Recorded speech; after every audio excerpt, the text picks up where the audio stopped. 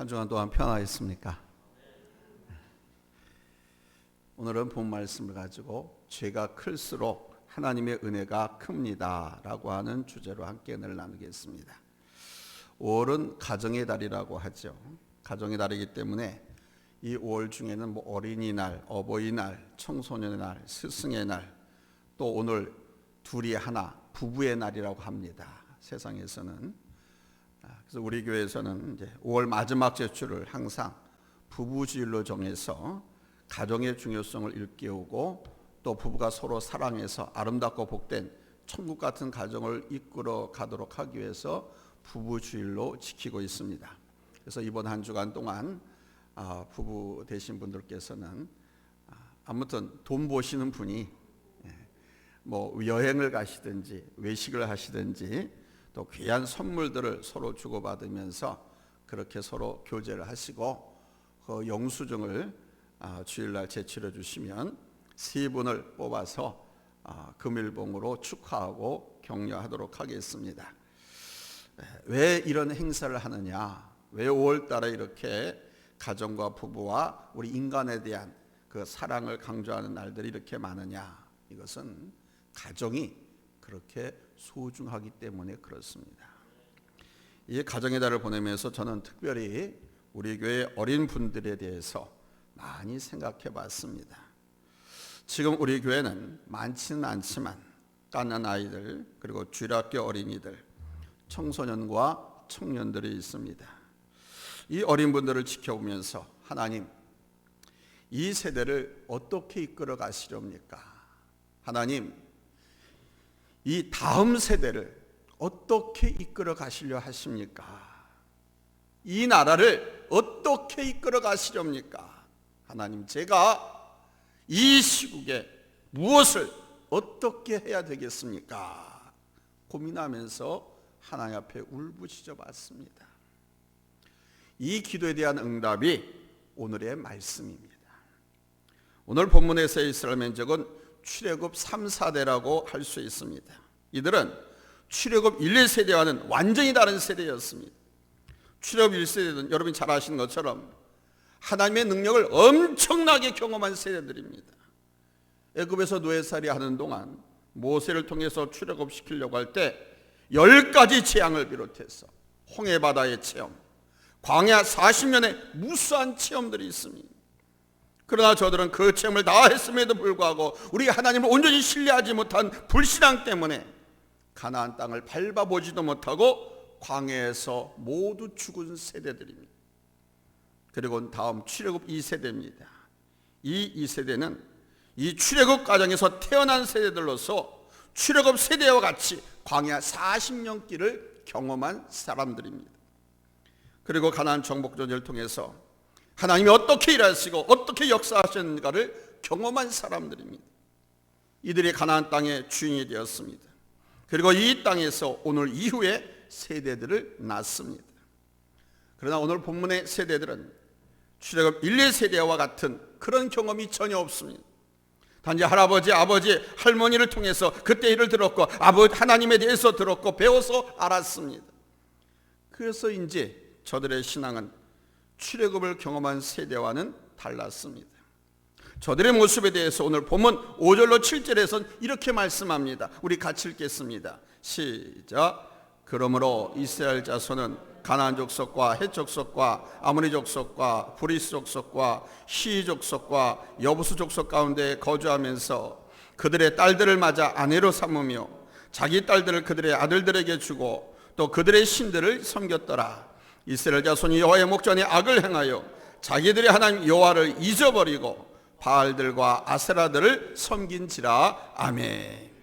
말하자면 우리나라에서 일제강점기와 6.25를 체험해보지 못한 세대들이 훨씬 많아서 저 공산주의 북한에 대해서 이해가 전혀 없는, 북한에 대해서 공산주의에서 잘 알고 있는 전쟁 세대와는 전혀 다르게 나타나고 있듯이 이스라엘 민족에게서도 하나님에 대해서 전혀 다르게 느끼고 다르게 이해하고 있는 것입니다. 그러나 여전히 하나님은 이스라엘 민족과 함께 하셨고 저들이 약속의 땅에서 누리는 은총은 엄청난 것이었습니다. 노예 생활과 광야 40여 년, 그리고 가나안 땅에 들어와서 계속된 정복 전쟁 등 참으로 힘들고 어려운 시기를 다 지나서 지금은 정착 단계에 있습니다. 그 땅에 평화가 찾아왔습니다. 12지파가 단합해서 하나님을 잘 섬기기만 하면 이제 그 땅은 젖과 꿀이 흐르는 땅이 되게 되어 있습니다. 그러나 이제 저들에 대해서 하나님 말씀하십니다. 사사기 2장 10절입니다. 우리 찾았으면 아멘 합니다. 합독합니다. 시작. 그 세대의 사람도 다 그 조상들에게로 돌아갔고 그 후에 일어난 다른 세대는 여호와를 알지 못하며 여호와께서 이스라엘을 위하여 행하신 일도 알지 못하였더라. 아멘.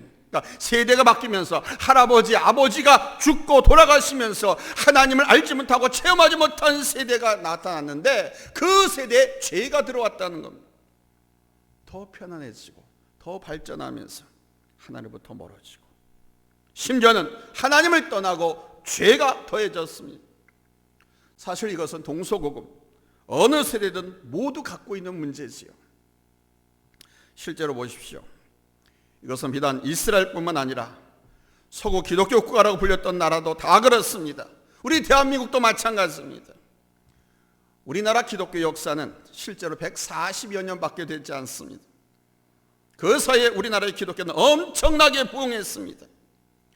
일제강점기와 북한의 6.25 남침 전쟁을 통해서 그리고 이 나라가 회복되고 발전하는 과정에서 수많은 믿음의 사람들이 배출되었습니다. 그런데 이제 서서히 우리 한국의 기독교가 약화되기 시작하고 있습니다. 언제부턴가 교회 부흥의 곡선이 하얀 곡선으로 바뀌더니 코로나 팬데믹을 거치면서 지금은 이 세대뿐만 아니라 특별히 어린이들과 청소년 세대는 아주 급격하게 그 수가 줄었습니다. 물론 대도시 부동산 가격의 급등과 인구 감소의 영향도 있습니다. 올해 초등학교 입학하는 숫자가 한창 초등학교 아주 왕성하게 입학하던 그 시대의 절반도 되지 않습니다. 예전에 서울의 명문 초등학교들 대부분이 이제 곧 문을 닫아야 할 위기에 처했다고 합니다. 실제로 서울 건국대 앞에 있는 화양초등학교가 작년에 폐교되었고요. 강서구 가양동에 있는 염강초등학교, 그리고 은평 불광동에 있는 한 5개의 서울 시내에 있는 초등학교가 폐교가 되었습니다. 전교생이 100명도 되지 않고 신입생이 들어와야 되는데 한 명도 들어오지 않아요. 왜 그렇겠습니까? 서울 시내 집값이 비싸니까 젊은 세대들이 서울에 정착하지 못하니까 아이가 없어서 입학이 없는 거예요. 그래서 부동산 가격의 급등과 인구 감소의 영향이 크다라고 제가 말씀을 드린 겁니다. 옛날에는 학생이 막 미어 터졌지요. 한 반이 80명에서 100명입니다. 그것도 콩나물시루 교실이 그것도 교실이 부족해가지고 오전반 오후반 나눠서 등하교를 했어요. 그런데 지금은 이 지경에 이르렀습니다. 이것은 교회적으로나 국가적으로 엄청난 손해입니다. 사람이 많을수록, 특히 젊은 고급 인력이 많을수록 국가는 경쟁력을 갖게 되는 거예요. 그런데 경제활동할 인구가 부족하면 그 나라는 쇠퇴할 수밖에 없습니다. 교회적으로도 약해질 수밖에 없습니다. 여기에다 과학과 문명의 발달로 인한 관심과 선호도의 변화는 자연스럽게 교회를 등지게 만들고 있습니다.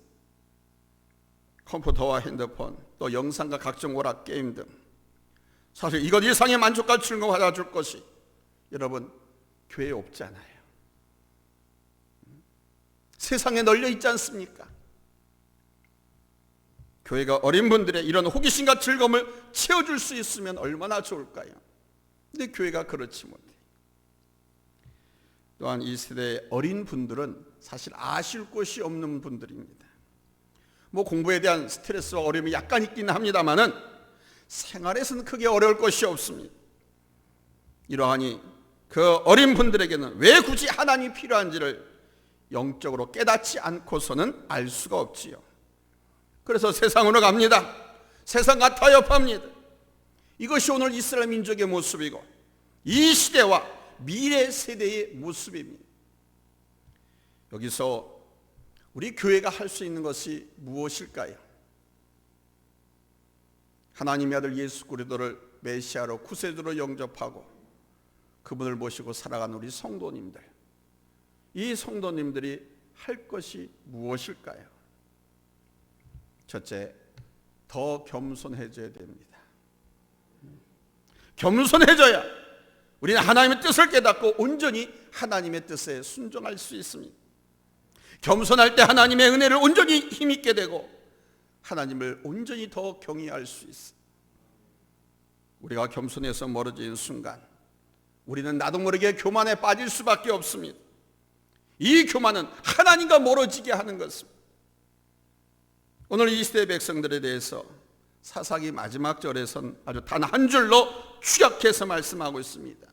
사사기 21장 25절, 이 시대의 백성들 합독합니다. 시작. 그때에 이스라엘에 왕이 없으므로 사람이 각기 자기의 소견에 오른 대로 행하였더라. 아멘. 그러니까 세상의 요지경이 그래서 되는 거예요. 자기 소견에 오른 대로 마음대로 하고 사는. 여러분, 사울 왕을 보십시오. 이 사울 왕은 한때 아주 매우 겸손한 사람이었습니다. 하나님께서 서울 이스라엘 왕으로 세우려고 할 때 그는 자신은 이스라엘 지파 가운데 가장 작은 지파, 그 가운데서 가장 한미한 집안의 사람을 생각하면서 사양했었습니다.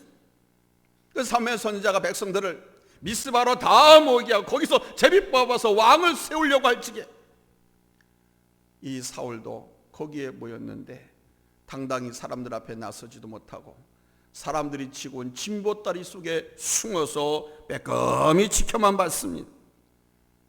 그러던 그가 왕이 된 후 그는 겸손히 하나님을 경외하며 그 뜻을 따랐습니다. 그러나 그렇게 순수하고 겸손했던 사울의 마음에 교만이 들어갔습니다. 그 교만한 마음에 사탄이 틈타고 들어가서 그 교만이 사울을 컨트롤하기 시작했습니다. 그러자 그는 이제 하나님을 거역했습니다. 오히려 하나님의 종을 대적하기까지 했습니다. 여러분, 이 교만한 사울 왕을 하나님께서 어떻게 하셨습니까? 버리셨습니다. 죽이셨습니다. 그것으로 끝난 것이 아닙니다. 그의 아들 요다다 태자가 있었지만은 그 태자에게 왕위를 물려준 것이 아니하고 저 사울 왕가를 패하고 다윗 왕가를 세우셨습니다. 예수님이 성부 하나님의 마음을 알고 그 뜻을 온전히 행하신 것은 겸손하셨기 때문입니다.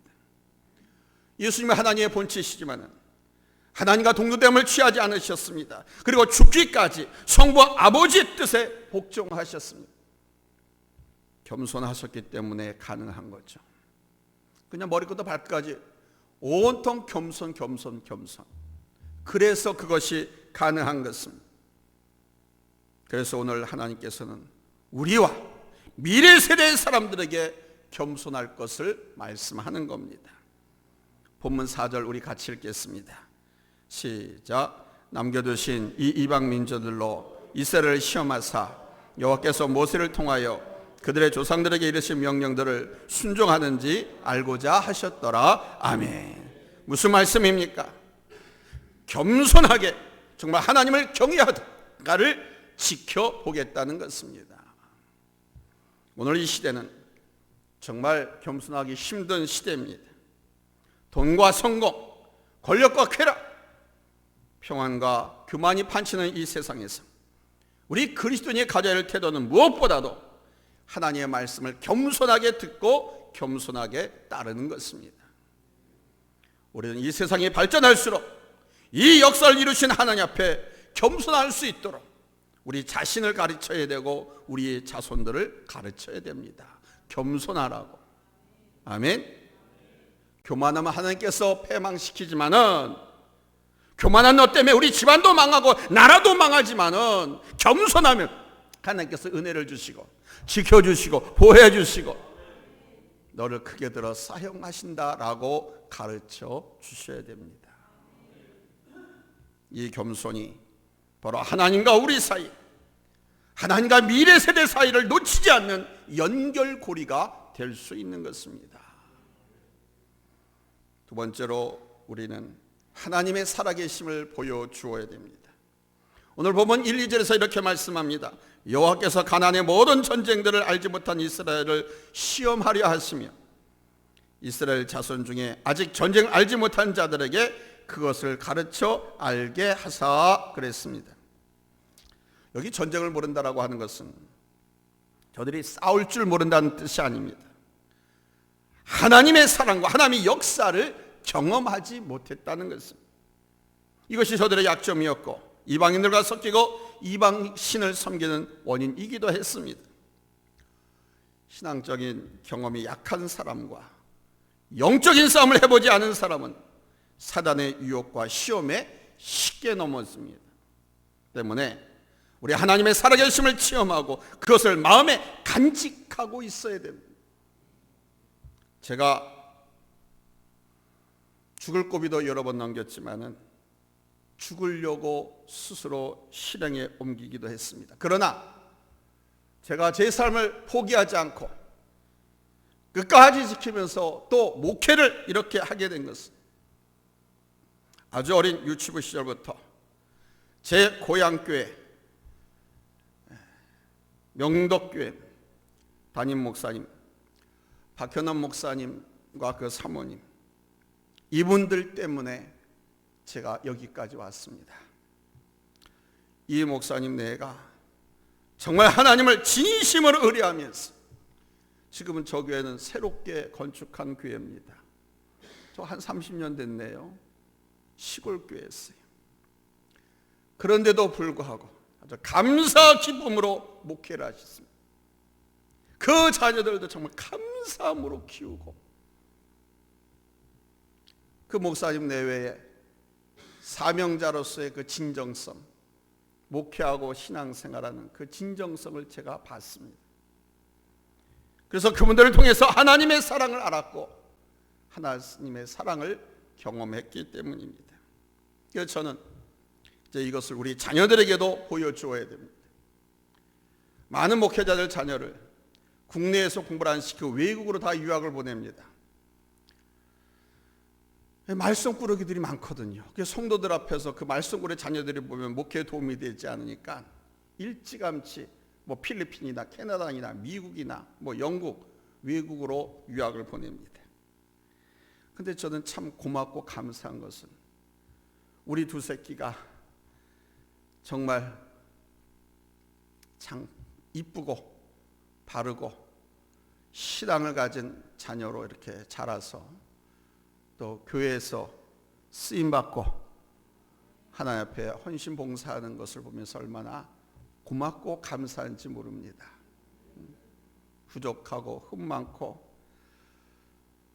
집안의 가장으로서 아이들에게 공부도 제대로 가르치지 못했고 남들처럼 먹이지도 입히지도 놀러 보내지도 못했었는데 저 자녀들에게 바른 신앙을 보여주려고 참 저는 노력 많이 했습니다. 근데 그 가정 속에서 제가 개척을 하고 목회를 하다 보니까 가까이서 내가 울부짖고 괴로워하고 아파하는 모습들을 이 아이들이 다 지켜보고 자랐어요. 그런데도 저는 저 자녀들을 사랑하고 또 축복합니다. 너무 고맙게 생각합니다.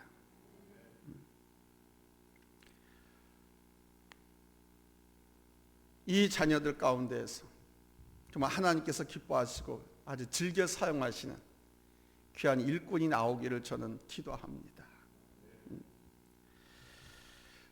우리 성도님들도 우리의 삶을 통해서 우리의 신앙을 우리 자녀들에게 계대시켜 줄 수 있어야 돼요. 보여주셔야 됩니다. 겸손한 신앙과 함께 내가 믿는 그 하나님, 그 하나님이 살아계시다는 것을 내 삶을 통해서 보여줄 때 여러분 우리 자녀들과 우리 미래 세대들은 하나님을 온전히 믿게 될 것이고 하나님을 경외하게 될 것입니다.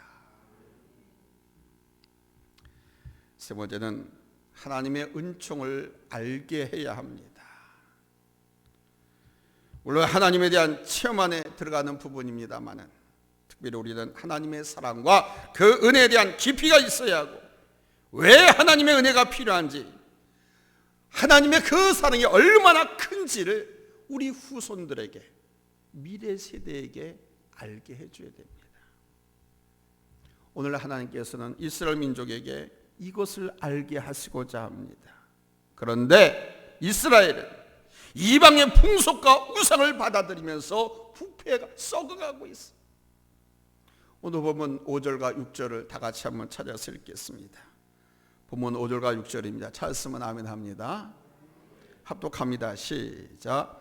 그러므로 이스라엘 자손은 가나안 족속과 헷 족속과 아모리 족속과 브리스 족속과 히 족속과 여부스 족속 가운데 거주하면서 그들의 딸들을 맞아 아내로 삼으며 자기 딸들을 그들의 아들들에게 주고 또 그들의 신들을 섬겼더라. 아멘. 그러니까 지금 가나안 족속들은 서서히 이스라엘 민족 안으로 침투해 들어와서 저들의 영혼을 좀먹는 거에 갉아먹고 있는 겁니다. 결혼과 문화 그리고 우상 숭배 등이 이스라엘 민족, 이스라엘 사회로 들어오게 됐습니다. 더러운 물을 깨끗하게 하는 것은 힘이 들지만 깨끗한 물을 더럽히는 것은 한순간입니다. 시간이 오래 걸리지 않아요. 가나안의 타락한 우상 문화와 범죄는 아주 쉽게 이스라엘 안으로 침투해 들어왔습니다. 하나님께서는 저들을 다 진멸하라, 모조리 다 죽이라고 했는데 이스라엘이 그 명령에 순종하지 못했거든요. 살려뒀거든요. 진멸하지 않고 남겨둠으로써 그 살아남은 이방인들, 그들의 이스라엘 민족에게 죄의 싹이 된 겁니다. 그런데 이 죄의 싹으로 인해서 하나님께서는 이스라엘로 하여금 하나님의 은혜를 알게 하고 하나님을 의뢰케 하시겠다는 것입니다. 우리 하나님은요, 인간의 교만과 어리석음도 사용하신답니다. 죄가 세상에 존재하는 한 우리 하나님의 사랑과 은혜는 넘치게 되어 있어요.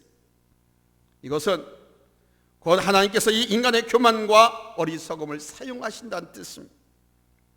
물론 하나님께서 일부러 죄를 만드시고 죄짓게 하시고 그 사람을 사용하신다, 그런 뜻은 아닙니다.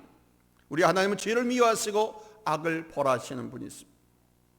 그러나 때로는 인간이 범한 죄악과 실수도 사용하시고 그것을 통해서 인간을 깨우치시는 분이십니다. 그리고 하나님을 알아가고 하나님을 경외하도록 도구로 사용하시는 겁니다. 우리 사람이 있는 곳에는 아무리 먼지를 없애려고 해도 먼지가 쌓이게 되어 있습니다. 이 먼지는 세상이 발전하면 발전할수록 더 많고 다양하게 발생합니다. 이 땅에 산업혁명이 일어난 후 이 세상에는 엄청나게 다양한 많은 종류의 먼지들이 생겨났습니다. 최근에 가장 심각한 먼지는 미세먼지입니다. 이 먼지는 분명 우리의 건강에 좋지 않은 것들입니다. 그러나 이 먼지를 없앨 수는 없습니다. 인간이 살아있고 발전하는 한 먼지는 계속 있게 마련이고 먼지가 없을 때는 지구는 망한 것이라고 보면 됩니다. 지구가 멸망하게 되면, 지구가 폭발하게 되면 더 이상 먼지는 발생하지 않고 지구는 우주먼지가 됩니다. 이것은 인간의 죄와도 비교할 수 있는 겁니다. 원죄를 갖고 있는 인간은요, 문명이 발전하면 발전할수록 더 큰 죄를 짓고 더 큰 죄의 오염 속에서 허덕이며 살아가게 되어 있습니다. 그러니까 우리가 살아있는 한 먼지가 세상에 존재하듯이 죄도 세상에 존재한다는 겁니다. 그런데 문제는 산업이 발전할수록 먼지가 많아지고 미세해지듯이 인간의 문명이 발전하고 삶이 편안해지고 배부르면서 점점 더 죄가 많아지고 커지고 미세해지면서 그 죄악의 깊이도 더해지고 그 죄의 두께도 더 두텁게 쌓여만 갑니다. 이것은 피할 수 없는, 어쩔 수 없는 현실입니다. 그래서 죄가 없으면 이 세상은 끝난 것이다, 이렇게 보시면 됩니다. 먼지가 없을 때 지구가 멸망했듯이 죄라는 말이 지구상에서 존재하지 않을 때 이 지구는 멸망한 것입니다. 그렇다면 먼지가 있는 것을 감사해야 될까요? 죄가 있다는 것을 감사해야 할까요? 그렇지는 않습니다. 이것은 우리 인간의 교만한 결과이기 때문에 우리가 받아들여야 할 것이면서도 한편으로는 죄를 통해서 우리 하나님을 알아가는, 하나님을 경외하는 이 통로가 되게 해야 합니다. 죄가 많은 곳에 은혜가 더합니다. Where there are many sins, there is more grace. 죄가 많은 곳에 은혜가 더합니다 라고 하는 이 말은 죄가 클수록 하나님의 은혜가 크다, 그런 뜻입니다. 우리가 십자가를 고백하고 찬송하고 증거하는 것은 바로 우리가 죄인임을 알기 때문이죠. 죄인이 하나님의 은혜를 알 수 있는 길이 무엇입니까? 다른 거 아닙니다. 바로 내가 죄인이다 라고 하는 것을 깨닫는 것입니다. 내가 죄인이다라는 걸 깨달으면 하나님의 은혜를 깨달을 수 있다 이거예요. 시몬 베드로가 갈릴리 호수에서 그 형제 안드레와 동료 야고보, 요한과 함께 밤새도록 그물질을 하였지만 한 마리도 잡지 못, 피리미 새끼 한 마리도 잡지 못했다고 합니다.